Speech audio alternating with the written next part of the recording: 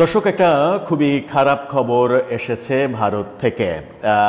ভারতের আদানি গ্রুপ থেকে বাংলাদেশে যে বিদ্যুৎ আমদানি করা হয় 500 মেগাওয়াট, সেই বিদ্যুৎ আমদানি বিদ্যুৎ রপ্তানি আদানি বন্ধ করে দিতে চলেছে। অর্থাৎ বাংলাদেশে তারা আর বিদ্যুৎ দেবে না এবং সেটা আগামী এক সপ্তাহের মধ্যেই বন্ধ হতে চলেছে।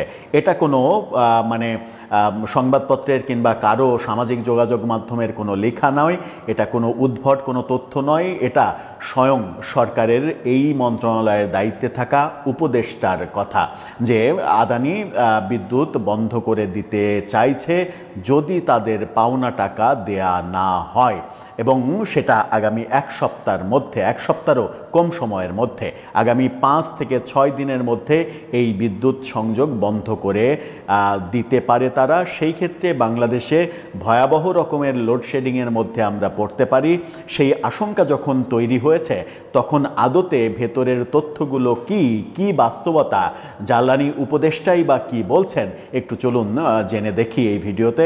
থাকবেন পলিটিক্স টিভির নিয়মিত দর্শক। বলছিলাম আদানি থেকে বিদ্যুৎ আমদানি এবং যে আমদানির আমরা দেখেছিলাম যে এই সরকার আসার পরে বিদেশিরা যে টাকা পাবে সেই টাকা প্রথম কারো বিল দিয়েছে সেটা হচ্ছে আদানির বিদ্যুতের টাকা। সেই ক্ষেত্রে সরকারের সব থেকে বেশি সমালোচনা হয়েছে যে ভারতের সঙ্গে শেখ হাসিনা এক গাদা শত শত দেশবিরোধী চুক্তি করেছে, এরকম সমালোচনা যখন আমরা শুনছিলাম তখন এই সরকার এসে ভারতের সঙ্গে যে বিদ্যুৎ চুক্তি সেই বিদ্যুৎ চুক্তির বিল পরিশোধ করেছে আগে।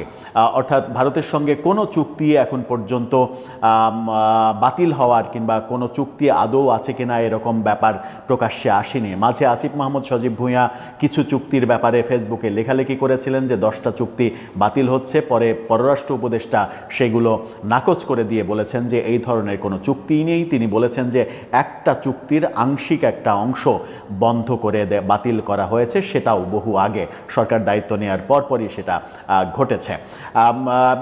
যে খবরটা এসেছে ভারত থেকে, জাগো নিউজ 24-এর শিরোনামটা দেখলেই বুঝতে পারবেন। তারা দাবি করছে যে জাগো নিউজকে জ্বালানি উপদেষ্টা বলেছেন বিল বকেয়া থাকলে 11 নভেম্বর থেকে বিদ্যুৎ সরবরাহ বন্ধ করবে আদানি। আজকে যখন 5 তারিখ তখন 11 তারিখ থেকেই বিদ্যুৎ বন্ধ হয়ে যেতে যাবে যদি সরকার বকেয়া বিল দিতে না পারে। মাঝখানে 5 দিন পরে ভয়াবহ লোডশেডিংয়ের মধ্যে আমরা পড়তে যাচ্ছি, এটা ধরে নিতে পারেন আপনি এখনই। তাহলে সরকার কি করবে? এটা কি বকেয়া টাকা দেবে নাকি দিতে কালক্ষেপণ করলে এই রপ্তানি বিদ্যুৎ রপ্তানি ভারতের আদানি গ্রুপ বন্ধ করে দেবে? একটু জেনে দেখি। প্রাপ্য বকেয়া বিল 10 নভেম্বরের মধ্যে বাংলাদেশ পরিশোধ না করলে 11 নভেম্বর থেকে বিদ্যুৎ সরবরাহ বন্ধ করে দেওয়ার হুমকি দিয়েছে ভারতের আদানি পাওয়ার।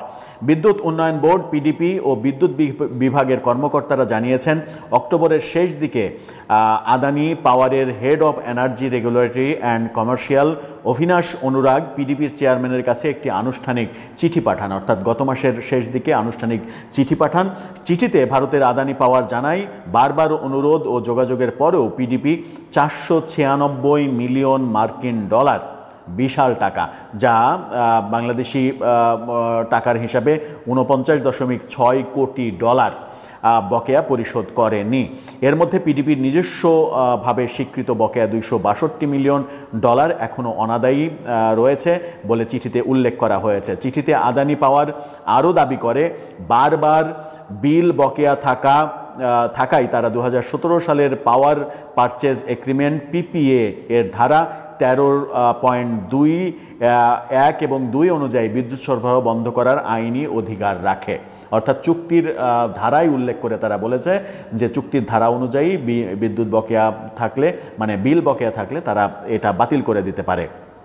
কোম্পানিটি আরও জানায় সরবরাহ বন্ধ থাকলেও কেন্দ্রের নির্ভরযোগ্য সক্ষমতার ভিত্তিতে তারা ক্ষমতা চার্জ পাওয়ার ক্যাপাসিটি পেমেন্ট পাওয়ার অধিকারী থাকবে। অর্থাৎ তারা বন্ধ করে দিলেও এই টাকা তারা পাওয়ার অধিকারী থাকবে।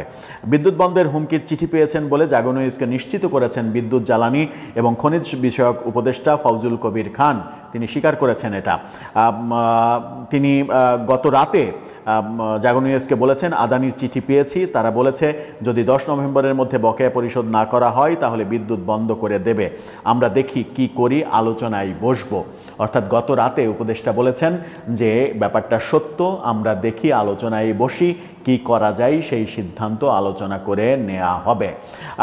তার মানে এই ব্যাপারগুলো 496 মিলিয়ন ডলার বকেয়া, এটা এমন কোনো আহামরি ব্যাপার নয়, 49.6 কোটি ডলার, যে এই টাকা বাকি থাকলে তারা বিদ্যুৎ সরবরাহ বন্ধ করে দেবে কিংবা মানে আংশিকভাবে দেয়া যাবে না। ব্যাপারটা এত গুরুতর নয়।